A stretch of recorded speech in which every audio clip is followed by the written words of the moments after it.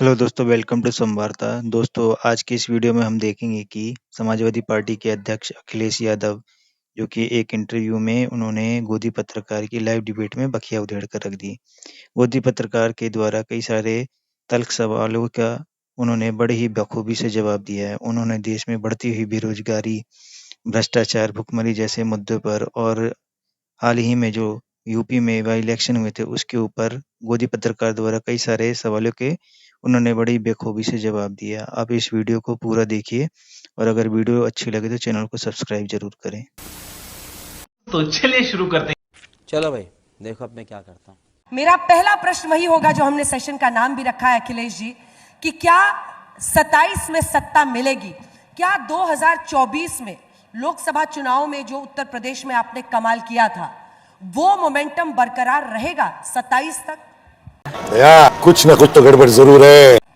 मैं सबसे पहले आपका धन्यवाद देता हूं कि आपने इस कार्यक्रम में मुझे बुलाया, और स्वागत इसलिए आपने तेज कराया जिससे कि आपके सवाल मेरे कान तक न पहुंचे।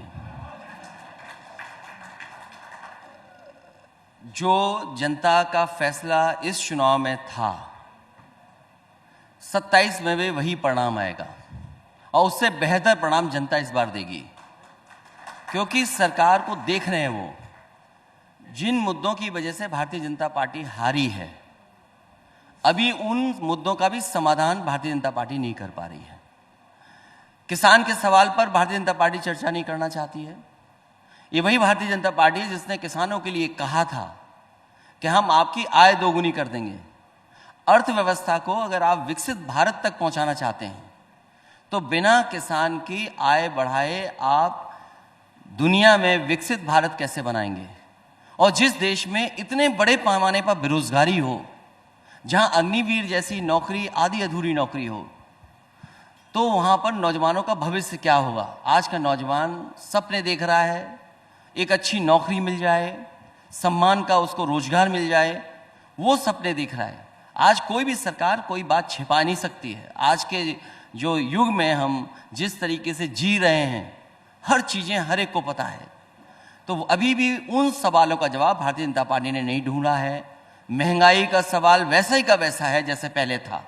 कोई परिवर्तन भारतीय जनता पार्टी के फैसलों में नहीं आया है और उन फैसलों पे चर्चा ना हो, इसीलिए भारतीय जनता पार्टी जानबूझ करके नए नए मुद्दे लेकर के आती है जिससे कि बुनियादी जो सवाल है उन पर चर्चा ना हो।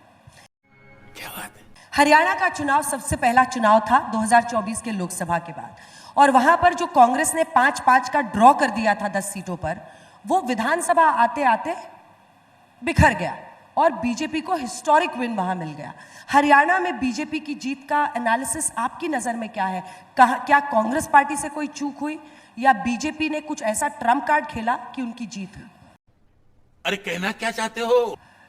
क्योंकि हरियाणा का चुनाव दिल्ली के करीब, बिल्कुल करीब चुनाव था।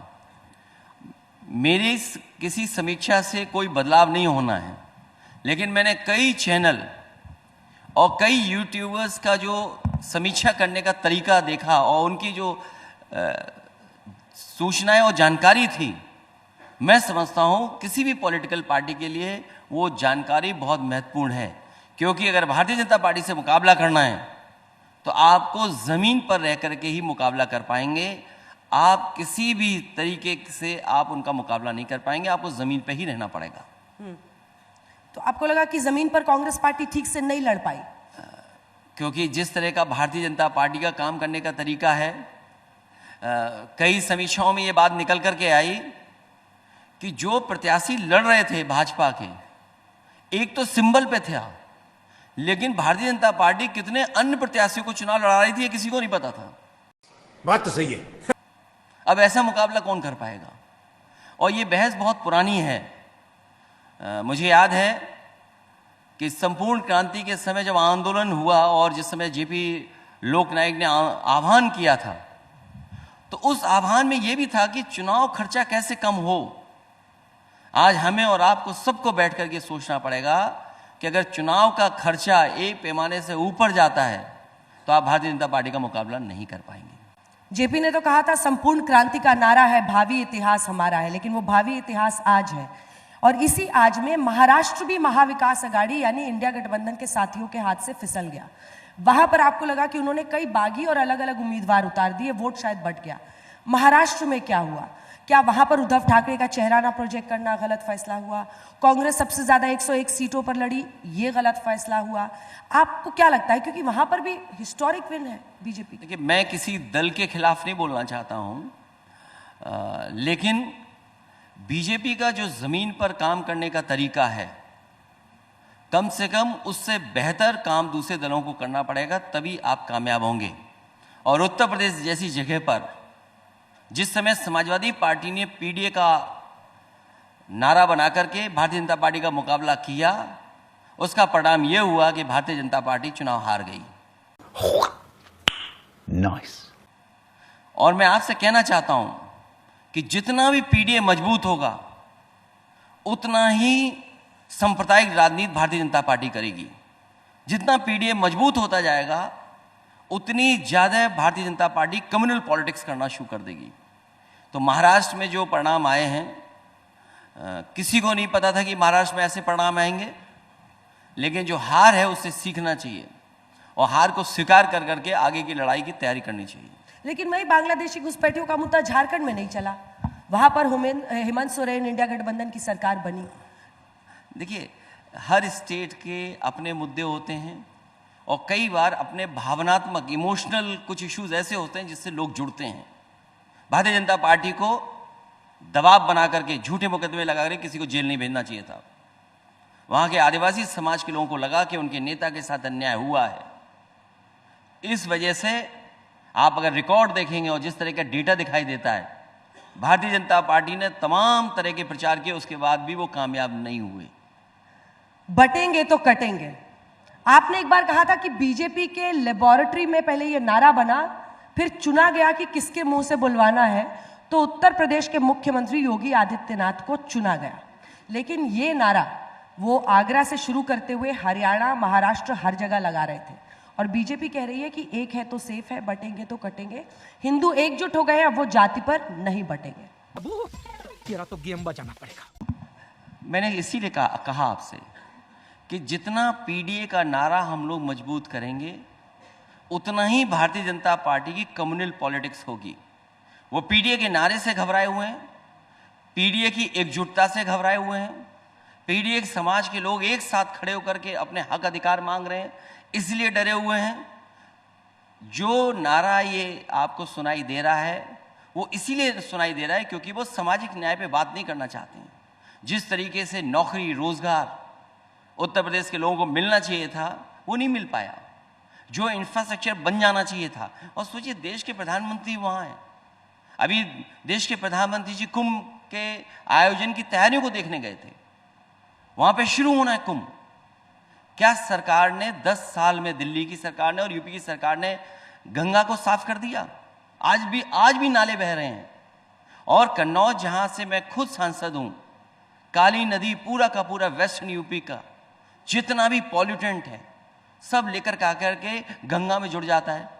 कानपुर में जहां मुख्यमंत्री जी ने खुद सेल्फी खिंचवाई, आज सेल्फी खिंचवाएं वो जाकर के लोग। तो जो गंगा के साथ या गंगा की सफाई का नारा दिया था, वो पूरा नहीं हुआ। इसीलिए वो जानबूझ करके जो बुनियादी सवाल हैं, जो उनके खुद के वादे थे, उन वादों पे वो चर्चा नहीं करना चाहते। गजब बेइज्जती है। आपने पीडीए का जिक्र किया, तो एक हमने पीडीए का ये जो उपचुनाव हुए थे सर, उसके नाम निकाले हैं। तो अगर हम पीडीए में जो तमाम उम्मीदवार दोनों जगह से तय किए गए थे, वो हम दिखा रहे हैं कि एक यादव और कुर्मी कैंडिडेट ओबीसी, एक बिंद नॉन डोमिनेंट जो है वो 3 पिछड़ा आपने दिया, 2 दलित को दिया, 4 अल्पसंख्यकों को दिया। आप ए से कई बार, मुझे अगर मैं सही हूं तो आपकी पार्टी के नेताओं ने बताया कि ए से आप आधी आबादी भी कहते हैं, अल्पसंख्यक भी कहते हैं, अगड़े भी कहते हैं, लेकिन सिर्फ 4 अल्पसंख्यकों को। अब इसकी काट बीजेपी ने कैसे ढूंढी उपचुनाव में? 5 पिछड़ा, जिनमें एक Yadav Kurmi dominant caste OBC, फिर 3 नॉन डोमिनेंट ओबीसी उन्होंने पाल, निषाद और मौर्य को दिया, 1 दलित, और अगड़ा उन्होंने 3 दे दिया, 2 ब्राह्मण, राजपूत। उनका तो डिक्लेयर्ड है अगड़ा वाला। तो क्या उन्होंने आपके पीडीए की काट खोज ली, क्योंकि उपचुनाव में उनकी परफॉर्मेंस बेहतर हो गई? तो रुको जरा, सब्र करो, बोला धक्का बुक्की नहीं करने का, आराम से लेने का। हाँ, आपने इस तस्वीर में थोड़ी कमी छोड़ दी। जो अभी तस्वीर दिखाई दे रही है स्क्रीन पर, उसमें आपने कमी छोड़ दी। अगर आप पुलिस भी लगा देते बगल में तो शायद पूरी हो जाती तस्वीर।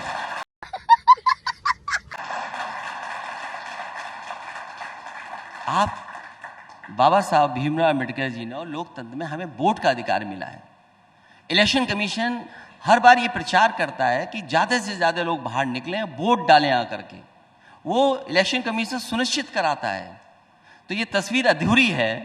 अगर आप पुलिस की भी लगा देते तस्वीर तो ज़्यादा अच्छा होता। और दूसरी बात मैं आपसे कहना चाहता हूँ, ये तो आपने दिखा दिया कि हमने पीडीए में इनको टिकटें दी, इनको छोड़ दिया, इनको नहीं दे पाया। एक काम आप करिए मेरी मदद के लिए और देश की जनता की मदद के लिए। बीएलए, बीएलओ, सबसे छोटा अधिकारी होता है बीएलओ इलेक्शन कमीशन का। उसके बाद जिलाधिकारी तक कौन अधिकारी पोस्ट हुए थे इन पर, उसकी भी सूची इसी तरह जारी कर दोगे तो शायद आप लोकतंत्र की और आप पत्रकारिता की मदद करेंगे। आप तू समझा? हाँ। नहीं, तू समझा नहीं। जो अधिकारी उस दिन काम पर लगाए गए थे, बीएलओ से लेकर के हाँ। पूरे अधिकारी जो बैठे हैं, जितने भी बैठे हैं वहां पर। और ये शिकायत मैंने एक बार नहीं की, कई बार शिकायत की। और शिकायत का परिणाम ये हुआ कि कानपुर में कुछ अधिकारी हटाए गए, जिसकी वजह से कानपुर तो जीत लिया हम लोगों ने, लेकिन बहुत सारी जगह पर चुनाव पुलिस ने लड़ा, पुलिस ने लड़ाया, पुलिस ने वोट डाला। और शायद वो तस्वीर आपने दिखाई होगी चैनल पे चुनाव के समय पर कि एक पुलिस का अधिकारी महिलाओं को रोक रहा है अपनी रिवॉल्वर से, कह रहा है कि वोट नहीं डालना है। लेकिन मैं बहादुर महिलाओं को बधाई देना चाहता हूँ कि उन्होंने हिम्मत नहीं हारी और उस साहस, वो डरे नहीं, वो जाकर के वोट डालने की पूरी कोशिश करते रहे। अखिलेश जी, इस पर बीजेपी के नेताओं का कहना है कि आपने पहले एक लंबा वीडियो डाला था और फिर आपने उस पोस्ट को एडिट करके वीडियो छोटा कर दिया सिर्फ ये दिखाने के लिए कि पहले ऐसा था कि जो पीछे पत्थरबाजी कर रहे थे उन्हें पुलिस मना कर रही थी। इस पर आपका क्या रिस्पॉन्स? तो उसमें आपकी जिम्मेदारी ये बनती है पत्रकार साथियों की कि अगर मैं कोई बात कह रहा हूँ, बीजेपी कोई बात कह रही है, उन सब तस्वीरों को आप स्लोली दिखाइए कि हो क्या रहा है, एक्टिविटी क्या हो रही है। तो आपको पता लगेगा कि पुलिस अपना केस मजबूत करने के लिए ये सब कुछ दिखा रही है और करा। पहले पुलिस ने किया, बाद में न जाने कितने वीडियोस हैं जो हमारे पास आज भी हैं। इलेक्शन कमीशन को दिया, 300 से ज़्यादा हम लोगों ने शिकायतें की हैं, 300 से ज़्यादा वीडियोस आज भी हमारे समाजवादी पार्टी के हैंडल पे होंगे, मेरे भी हैंडल पे होंगे। पूरे के पूरे वीडियोस हैं, आप देख लीजिए पुलिस और प्रशासन क्या कर रहा था। पर उस वीडियो को एडिट क्यों किया आपने? कोई एडिट नहीं किया, आप पूरा वीडियो फिर चलाइए। मैं तो आपसे कहूंगा कि आज भी वो वीडियो सब हैं और अगर एडिट किए गए हैं तो एफआईआर दर्ज कराइए। एफआईआर दर्ज क्यों नहीं करा रहे हैं आप? और अभी जब हम लोग ये चर्चा कर रहे हैं अखिलेश जी, अभी खबर आज तक पे ये चल रही है कि वहां पर रेगुलर जो स्क्रीनिंग हो रही थी उसमें एक मंदिर वहां पर मिला है, उसकी सफाई हो रही है और 1975-76 से वो मंदिर बंद था। संभल की खबर है, वहां एक मंदिर मिला है। आप कहते हैं ये खोदने वाले हैं, सौहार्द खोद रहे हैं, लेकिन उसी में एक मंदिर वहां पर मिला है। आपकी प्रतिक्रिया? पहले तो आप हमारे देश की संस्कृति और घर परिवार के लोगों को समझिए। हर घर में मंदिर होता है, कोई ऐसा परिवार नहीं है जिसके घर में मंदिर न हो। और कई बार हमने देखा है पुराने घरों में मंदिर बनाए गए हैं, लेकिन प्लेसेस ऑफ वर्शिप एक्ट है एक, किन परिस्थितियों में वो मंदिर कहाँ निकल रहा है, किसका घर था वो।